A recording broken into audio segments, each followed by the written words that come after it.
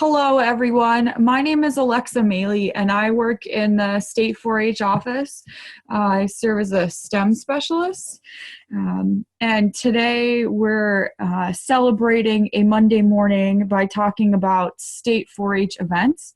And I'm very excited that Jamila and Adam from the state 4-H office are joining me for this conversation too. Would you guys introduce yourselves, please? Sure. I'm Adam Davis. I'm a state extension support specialist in the state office. I set up most of the registrations for the state event. So whenever you have questions about state fair dorms, career X, billing, things like that, I'm usually the guy that you talk to, and pretty accessible to work with you on your registrations. Thanks, Adam. Hi, everybody. Good morning. My name is Jamila Walida Simon. I serve as the New York State 4-H Civic Engagement Specialist. This current weekend, I'll be working with some of your teams around the state. At the State Teen Action Representative Retreat, we're hosting our fall retreat at the New York State Fairgrounds.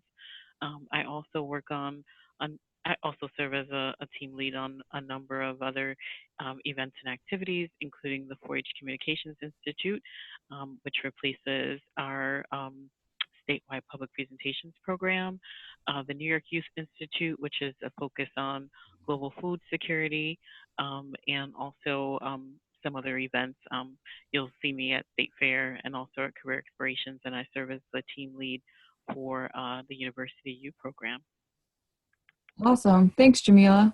Yeah, and I should mention I take the lead with the career explorations planning and as far as state events go, and then support some of the other events that Jamila and Adam mentioned as well. Awesome. So today we are going to talk a little bit about our state event policy, which is basically a combination of a bunch of different policies, but just to try to make it all in one place for everybody, which includes logistics and risk management kinds of guidelines for how we participate at state events. And then we're going to take a little while to dive into some scenarios of how these policies might be put into play. So like I mentioned, the state event policy includes a lot of different policies and procedures for how we do our work, including our mission, vision, values, and code of conduct, and safety and risk management kinds of rules. We'll talk about each one in more detail as we go forward, but I did want to point out, and I'm going to switch things I share for a minute here. I did want to point out that you can find all of the state event policy and the things that it's made out of on our hub, which is the state staff website under program management in the library. There's a page that's called New York State Policies. And the summary document is linked right there. So if you wanted to go back in more detail later on, you can always find it there. All right, so we'll switch back to the PowerPoint. And dive in. All right, so first question is, who's invited to our state events? And the easy answer is all New York State youth are invited. There's a lot of detail that goes into that short answer, but so for example, in some events, there's age requirements. You might have to be 13 to participate, or 16 or whatever, depending on what is involved. Sometimes there's participation requirements. So for example, like State Fair, if you're going to be, a young person's going to be exhibiting something from their projects, they have to exhibit it at their county fair first, those kinds of things. And we ask that everybody registers through their county association. That way 4-H educators know what's going on. They can make sure that everybody is on the same page for how to participate in our guidelines, and everyone is in the same communication loop. So we share these events, talking about communication loops, in as many ways as we can. So we do have a public 4-H website where we share things, and a state Facebook page where we will share things. Our main line of communications for 4-H staff is through the Friday News, which is an electronic newsletter that we send out every Friday.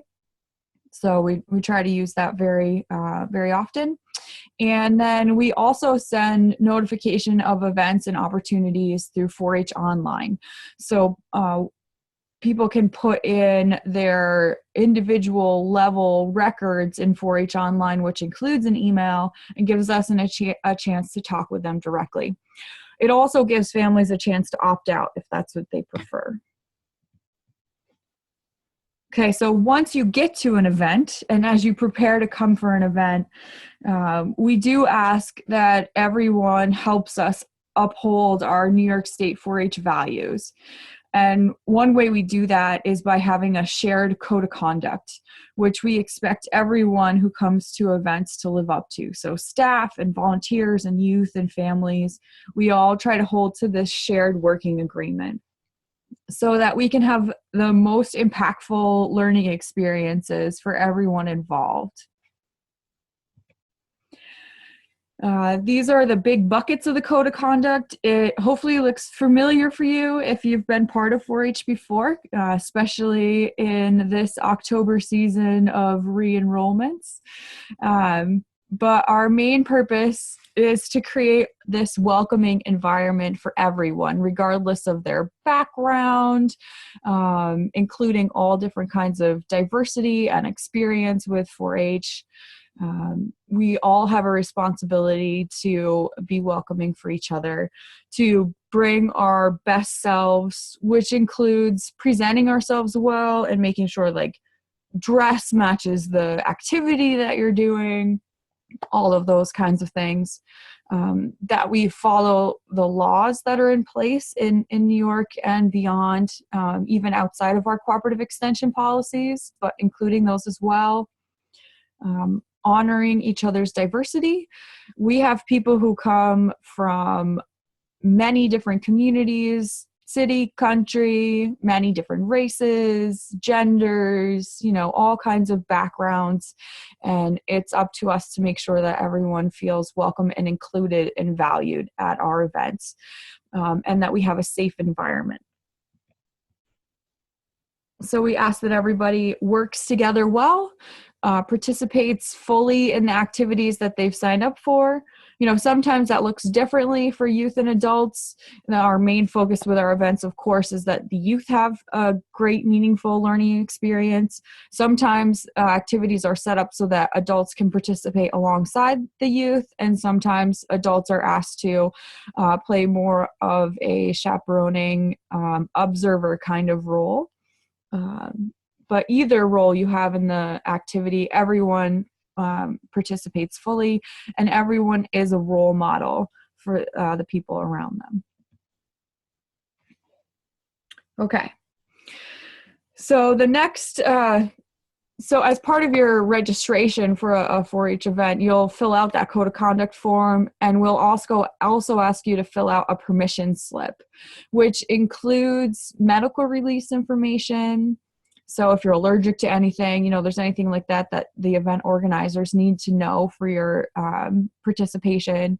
It also includes a media release, so you can let us know if we can use pictures of you or if you would prefer we did not use them.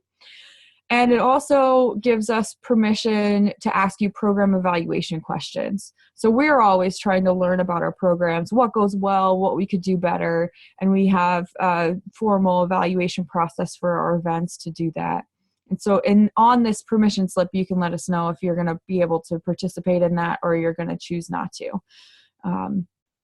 All yes or no in all of these things is definitely acceptable and will not influence your participation in any way.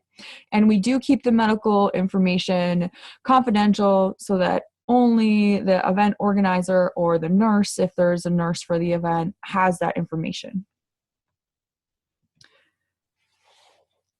And the program evaluation, like I mentioned, There's no consequences if you decide not to participate, but we really do use the information that people give us to help plan the event for next year and try to make it even better.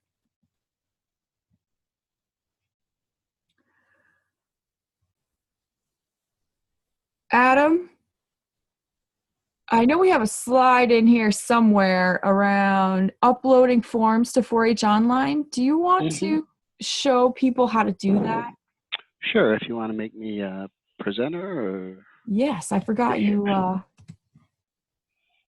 had to Step out for a yourself. There you go. Okay. So we try to make the actual check-in process when you come to a state event as streamlined as possible. And part of that is prep ahead of time. Collecting forms online if we can. Okay, if I could share my screen, we'd be in great shape here, but I can't do that. I can share something too if that's easier. Well, I have it right up on my other screen. Let's try this. Okay. You are a host now. There we go. Okay, so you folks can see a page that's 4-H Online? Mm-hmm. Okay, so I'm in our training county here, so I'm just going to pick an individual, log into the record, and on the second screen, that's not all his ES-237 information. On the screen, there's several fields that you can upload these forms, the Acknowledgement of Risk, Code of Conduct, and the very last two fields are for the state events. So there's the state event Code of Conduct and the state event permission slip. These are upload fields, so you just click select and you pick the file. Wherever you keep these. And then we have the permission slip online, and at Career Explorations, the nurse has access to all these, and the state staff has access to all these in case of an emergency. It saves us a little bit on paperwork. These are also important with volunteers because oftentimes a volunteer will show up at the state fair. We don't know if they've been background screened, but with a couple clicks of the mouse, I can find that out for the dorm staff. Awesome. Thank you, Adam. Mm-hmm. The other nice thing about these forms is they are set up to be inclusive of all of our state 4-H events for one 4-H year. So you can fill out the form at the beginning of the year. Right now for the STAR weekend, like Jamila was talking about earlier, and upload it, and it would be all set for this entire 4-H year, ready for the Career Explorations event or state fair or any of the other events that you're participating in the rest of the year. All right, Adam, if you stop sharing, I'll switch back to the PowerPoint. Okay, I see the option to share, but not stop share. Here we go. Okay. I think you're in charge. Thank you. We'll go back here. Oh, nice. I'm going to switch to the one that'll actually show us where we are. It's always helpful. All right. Adam, I think it's you again.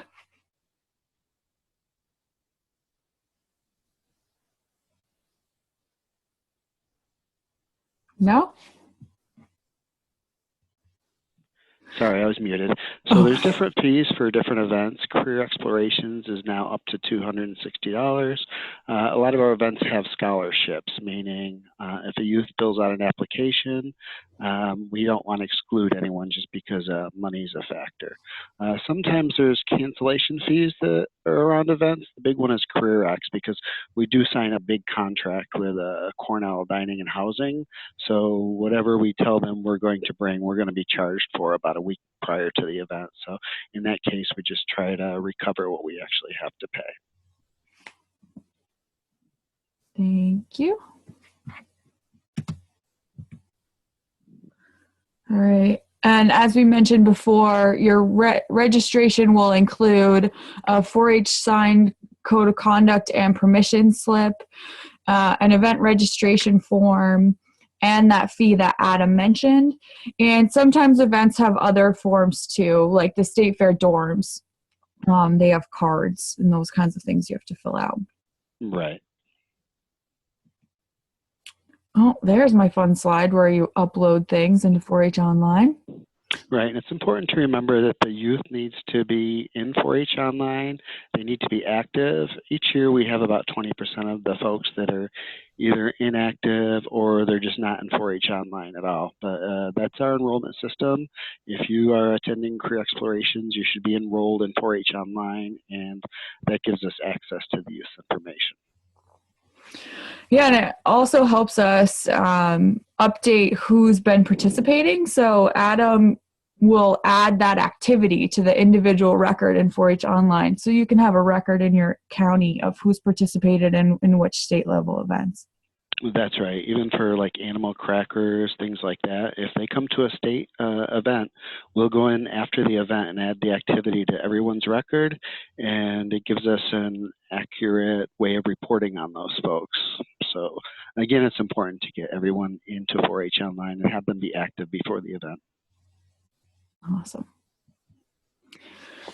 Okay, so cell phones, everybody has them. Well, it feels like it. Not everybody does, but we do ask that they're on silent during the event, or if you have an emergency situation that's happening and you have to be aware, it's on vibrate, and you leave to take those kind of phone calls if you have to. The event planning team will have theirs on because they're in that I need to be connected with everybody kind of mode, but we want to try to make sure that cell phones don't interrupt the flow of the program. Sometimes we embed them into the program, but that's a different story. We also think carefully about emergency planning for all of our state events. We have a crisis action plan that includes a specific communication tree for each particular event that the planning team for the event reviews and finalizes, and we make sure that the chaperones and adults at the event have the communication tree so everyone can contact people as needed. Part of our crisis action planning is to make sure that all of the volunteers who come to campus follow the chaperone policy, which we will be covering a little more detail later, that all of our volunteers are cleared and background checked. So this little tiny picture in the corner is an example of the Career Explorations communication tree from a few years ago. In general, if it's a medical emergency, of course, call 911 first. And then we just want to make sure that everyone is in the loop. So youth tell their chaperones, and the chaperones tell educators, and that ultimately whoever is the event coordinator knows what's going on, so that person can make sure that Andy, our state 4-H program leader, and cooperative extension administration, anybody who needs to know up in that part of the communication tree knows too. Hey, Chris, I see your chat about updating the permission slips because of the event of emergency information might change between events. That's a great suggestion. Let's keep thinking about that. Maybe usually, I think, on our event registration forms, we ask for emergency contact person as one of the questions. But we can keep thinking about how to make sure that that information is updated. And of course, you can always upload new forms into 4-H Online if a family lets you know that something has changed. That's right. Okay, so that's kind of the logistics and safety parts of the event participation process. We're going to shift gears a little bit and think about who plans our events and how that happens. So we're going to look at our team for our state event planning. We usually have some kind of planning committee that involves a variety of stakeholders. So people from the state 4-H office, from county associations, youth, and volunteers. So for example, in the career explorations planning team, we have our state staff, we have a couple of county educators, and we have a large group of youth volunteers. But the STAR planning team is a slightly different makeup there. I have a lot more alumni and volunteer involvement in that one. We look at these planning opportunities as a great opportunity to both make our programs better and also give youth a leadership and work readiness opportunity. So they have a chance to fill out an application and including a resume and a cover letter and letters of recommendation. We make sure that there's training for them and there's some kind of feedback at the end of their job and throughout their job too. And that they're doing this in partnership with adults. So as part of that partnership with adults, we really look towards the volunteers and staff who come to the events to support the youth leaders who are part of the planning committee and help them in their role. So when people bring a group from a county association to a state event, we ask that each group has a lead educator who is in person at that state event, who is a staff person to be the contact for volunteers and youth from their county. That said, it doesn't necessarily have to be from your county. So if you're bringing a group from Onondaga County, your staff person may not be there to be the lead educator, but they might partner with somebody from Oswego County next door who is sending a staff person who's going to be the lead educator for them. That's something that, you can work out between counties. But we need that one staff person who's going to be the main contact for the county group, in case there's a situation that arises and we need to make sure the communication happens. The lead educator also provides volunteer supervision and support. If there's any sort of crisis management needs to happen, we partner with that lead educator. And they're also involved with overseeing the chaperoning for youth from those counties.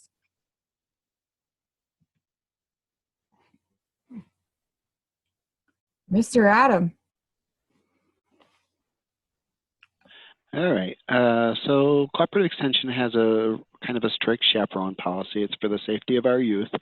We're looking for them to be screened and background checked. They need to go through the volunteer involvement policy. There's a lot of risk around events. There's driving, there's overnights, there's long days.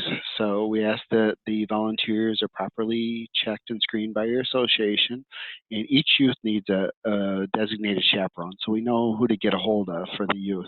At the state fair, what that looks like is a spreadsheet of all the youth that a chaperone is watching over, and they can use that at bedtime to make sure all their youth are safe in bed. Thanks, Adam.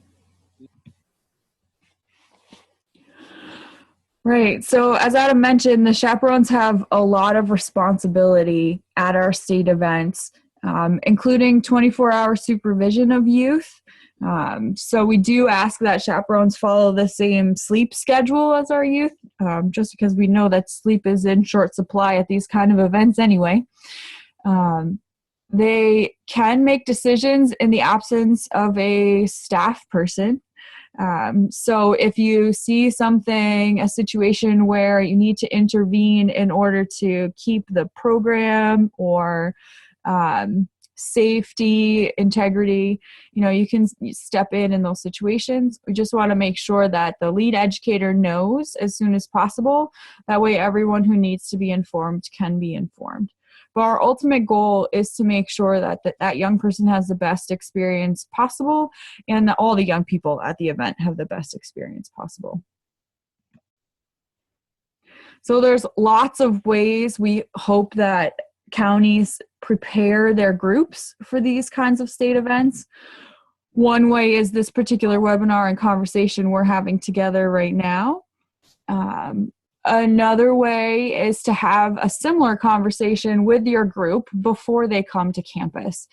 And it can be a formal orientation, it can be individual conversations, but it would be important to cover things like the code of conduct, run through what the event agenda looks like, what to expect, talk through the idea that there will be young people from all over the state with lots of different experiences. Maybe this will be their first 4-H experience, maybe they've been to 4-H lots of times.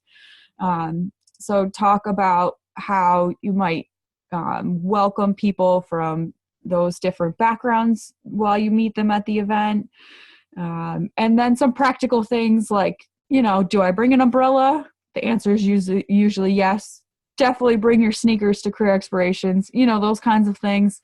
And then also whatever your local emergency and incident plan is. Each association usually has something that's slightly different than what we do at the state office. So you want to make sure you know what that process is for your county. Okay, so now that we've been talking together for this time period, I'm sure everyone has memorized everything that we just said. So we're going to put it to use. Okay, that's my nice Monday morning humor for everyone. But I'm going to switch it over to you, Jamila. Here you go. Thank you. So hi, everybody. So many of you may already orient your adult volunteers and participants in your families. And so we just really want to drive home, that we have some tools in terms of utilizing the code of conduct prior to coming to events. That way, folks know what to expect, but also how to create this welcoming environment. So the next couple of scenarios are really going to be around how we do these things. So keep in mind that you want to create a welcoming environment. You want to put your best self forward, obey the law, of course, honoring diversity, and creating that safe environment. So as we go through, these scenarios / case studies, think about those things. But also at the core of our work is really an opportunity for positive youth development. So we want to make sure that the young people that participate in our programs, the volunteers, the families that are represented, that they have positive experiences. And we do that by using an asset-based approach. We do that by looking at what's strong with a young person and not what's wrong with them. And we do that through those positive relationships that we foster with youth, working and engaging with caring adults, but also engaging with young people as our partners and creating those positive environments that are productive and constructive spaces. So can someone read for me the first scenario?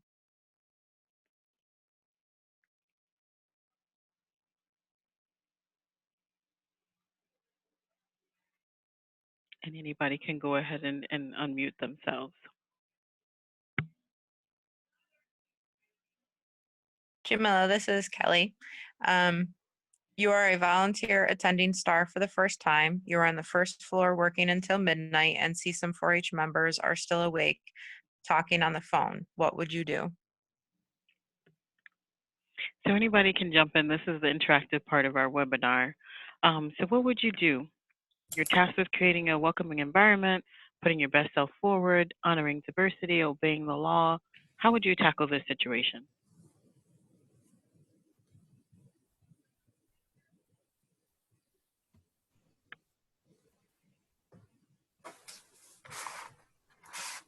So this is Chris. So maybe approach them and ask them, what they're up to, or in maybe in a non-threatening, well, certainly in a non-threatening way, but kind of extend a friendly hand first. Okay, great. Other folks, what would you do in this scenario?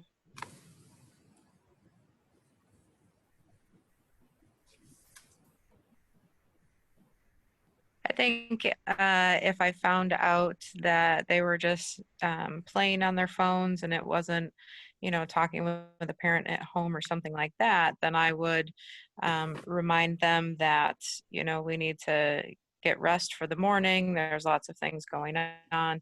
And that we need to put the phones away for the evening.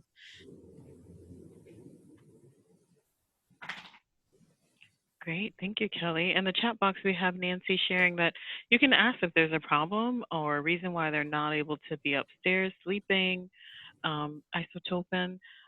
Also shared to approach them and ask if everything is okay. Other ideas? These are all great ways to approach them. Tara shared, introduce myself before any of that. Absolutely. Absolutely. So in creating that welcoming environment, so think about, how can I remain open and hospitable to myself and also to folks that I'm going to be interacting with? How can I contribute to creating a safe space? You want to listen actively, so absolutely introduce yourself, approach them, find out what might be going on, what might be preventing them from going to bed. But you're definitely going to be in listening mode. How can I listen while withholding judgment, and then participate in a dialogue in order to get those folks to know that sleep is important, and then it probably is time for them to move on and to head upstairs. So those are all really great. And these are the things that we're looking to work with you guys on troubleshooting. Some of these case studies are real life experiences. Some aren't, but we definitely want to make sure that you're prepared for that. We also offered earlier that, if you're a volunteer, you might approach your lead educator or someone in the state office. You also have that communication tree and just say, hey, I noticed that on my way upstairs, there were, some young people that were downstairs talking. So, there are times that we don't necessarily feel prepared to address situations. And so we might just be in the position of noticing something and not in a position of fixing or saving or advising or correcting. But passing that information along to other folks. So, you're here at STAR, you might be connecting with John or myself or Dan or Rachel. We all serve as coordinators for that event, saying, hey, I noticed that there were some folks that were downstairs. And I think that after you open up that conversation, you might find maybe they're a part of the planning committee and they're preparing the slideshow for the next day. And so you still want to create that welcoming environment, putting your best self forward, honoring diversity, obeying the law, but also you're still in that mode of being a caring adult. And how do you engage equally with young people as partners, and hold that safe space? So excellent, excellent. We're going to move on to the next scenario. Anybody else? Can someone read scenario number 2? Go ahead and unmute yourself and read this scenario.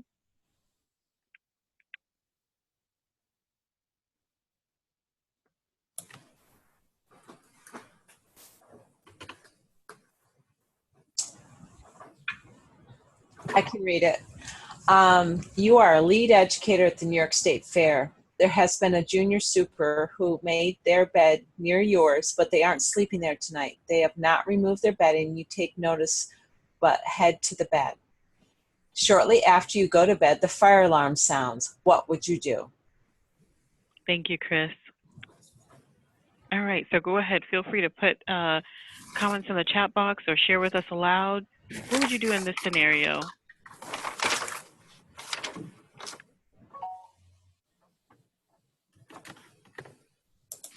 And you can also share, like, what information might be important for helping you to make your decision.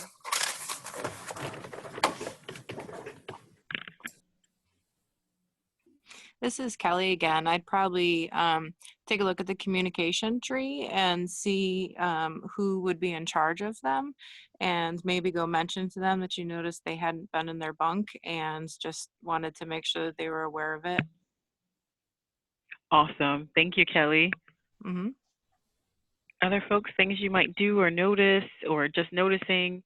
So Kelly was sharing that she would notice and then utilize a tool that we provided in terms of the communication tree, find out who the lead educator might be for that young person and do some reaching out. Other things that you might do? This is Chris again.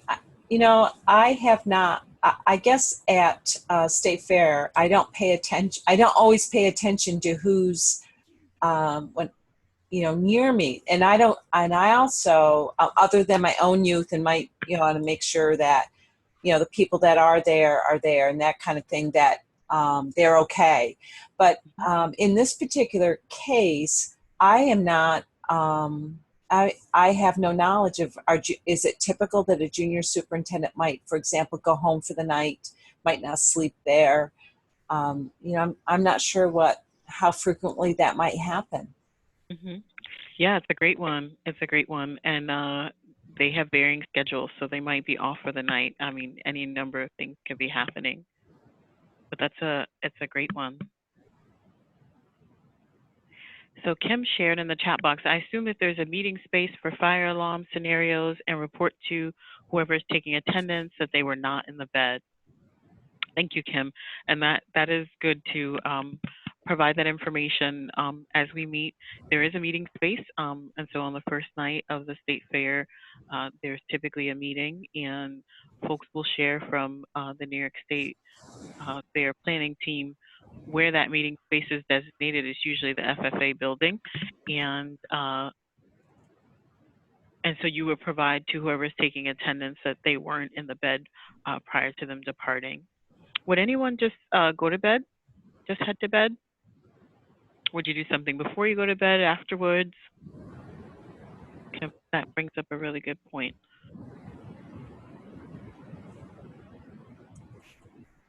And don't worry, these are scenarios, so there's no right or wrong answer. Just wanting to get us in the pattern of thinking about how we might be able to create a safe space and environment that's constructive and productive. So at the state fair, the first thing I would probably grab is the attendance sheet for all my youth that I'm watching, because once you gather at the FFA building for the fire alarm, you're going to want to know who you're responsible for and be able to take attendance for all your youth. Absolutely. Thank you, Adam. Thank you for sharing that. Absolutely. That is a great way to plan. Tara shared in the chat box that she would have checked who their chaperone was supposed to be before she departed for bed. Nancy also shared, I would make sure that someone could account for where the junior super is. And so those are all great plans. And again, an opportunity to figure out if you're a lead educator, you do have a lot more responsibility than, let's say, other folks that are there. And so you're going to want to make sure that you can account for where that junior super is. There might be a perfectly good explanation, but it probably does make sense to find out ahead of time who they're being chaperoned by. So all really great answers. If you're not able to do that, then when you get to the meeting space, sharing with folks that you notice that that person hadn't been in their bed, maybe taking note of what the bunk number is. All of the bunks are numbered. So some small things that we can do in order to prepare to make sure that there's a great space. And who knows, maybe there's a perfectly good explanation. Maybe they were off for the night. Maybe they had an extended curfew, which does happen at times, and they were just continuing to enjoy the fairgrounds, but you probably want to know those things. And great for Chris to point out that, if you're chaperoning another set of folks, you might not notice, but you might also notice that there was someone that was situated near your bunk as you're creating that welcoming environment. You may have introduced yourself to them and said, hey, I'm so-and-so and so, and I'm with this county, and, here and excited about the fair. What are you excited about? Those kinds of things.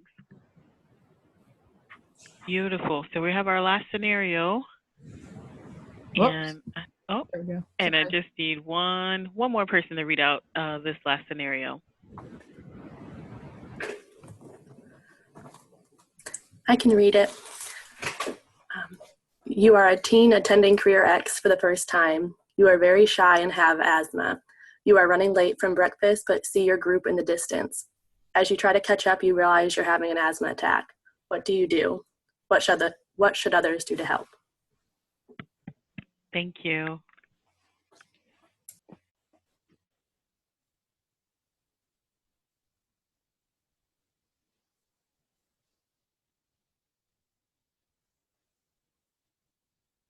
I would think as a youth, I would try to see if there was anybody nearby that I could try to flag down, or if I had my phone, try to reach out to somebody, but not continue to try to catch up.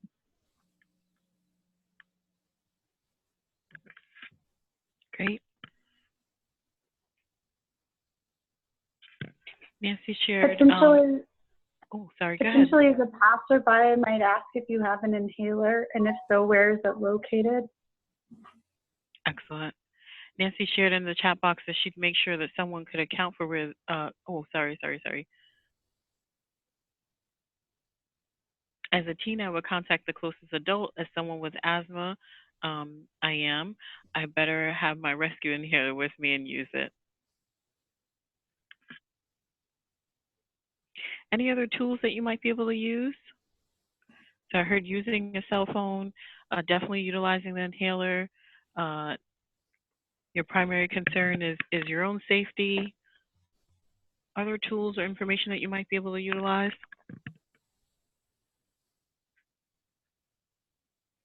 This is Chris. I think one of the things, I think there's some procedures in place with the FAs and how they report when someone is missing from their group. Certainly, I'd like to say certainly, that FA would realize that so-and-so is not with them. And then they in turn would report that. And then that triggers that follow-up by, this past year it was Marika and Leland, and locating a missing teen and trying to find them. So hopefully, in theory, they would be looking for them and could see that this teen is having some issues and needs some attention. Absolutely. Wow, you guys are such pros. Nancy also offered in the chat box that then contact my lead educator because I'll need some time to recover from the asthma attack. You also want to complete an incident report as well to make sure that that gets fully documented. And if this particular condition persists, that you seek medical treatment, you'll probably want to be seen by the nurse. And we typically have a nurse on duty, Pam Driscoll, typically as the nurse for career exploration. So you have lots and lots of options. But yes, there is a procedure in place already with emergency contact information as well as contact information for lead educators to say this young person, that the group departed and that this young person is not with the group. And so typically there is a designated space. So if you do remain in the space on North Campus, you can find folks that are willing to walk you, or sometimes Adam will drive folks directly to their site. So we will want to make sure that we know all that information. And again, the lead educator might be in a different session, and so we're wanting to make sure that they're aware and then making their family aware of the situation. That's right. At Career Explorations, we have a van to transport folks that aren't able to walk. There's a lot of walking involved, and invariably every year a couple of kids will show up on crutches, so that's what we have the van for. At the State Fair, we also have a golf cart where we can shuffle folks around because there's also a lot of walking involved at the State Fair as well. Yeah, but definitely the idea that there is a huge team of people who are ready to help. So making sure you're reaching out is really important. Thanks, everybody. All right. Yes, thank you, everyone, for joining us this morning. What other questions or thoughts do you have? You can unmute or chat, whichever you prefer.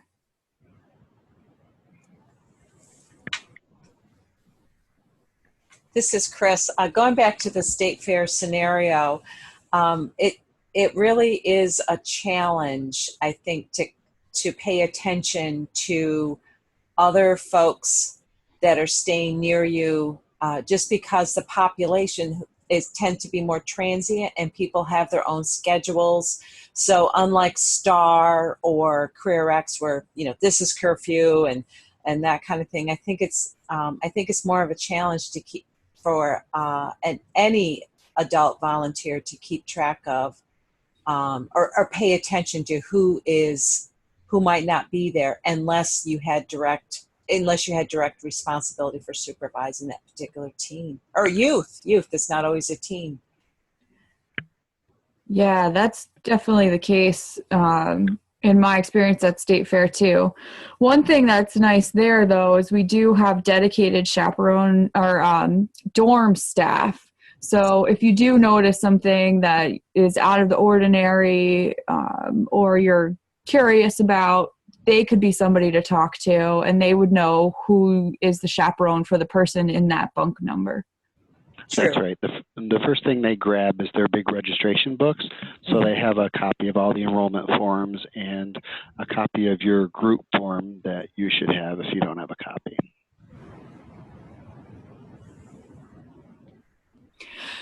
Yeah, but we definitely don't expect one person to be responsible for every young person in that dorm during State Fair. But if everybody, each chaperone is responsible for their group, and we're all generally aware of what's happening around us, hopefully that can help us prepare as best we can. Mm-hmm. And certainly a fire drill is an emergency situation. Just in general, when you are, trudging up the stairs and getting to your bed, getting yourself ready, maybe waiting for a shower or all that kind of stuff. And there's lots of back and forth between bathrooms or from this bunk to that bunk. I think that type of setting just makes it a little more challenging to keep track of, pay attention to details that you might not notice because you're focused on your own teens or youth and yourself. Yeah, absolutely. More STEM skills to practice, Chris. Yes. Yeah, thank you. Other questions or comments?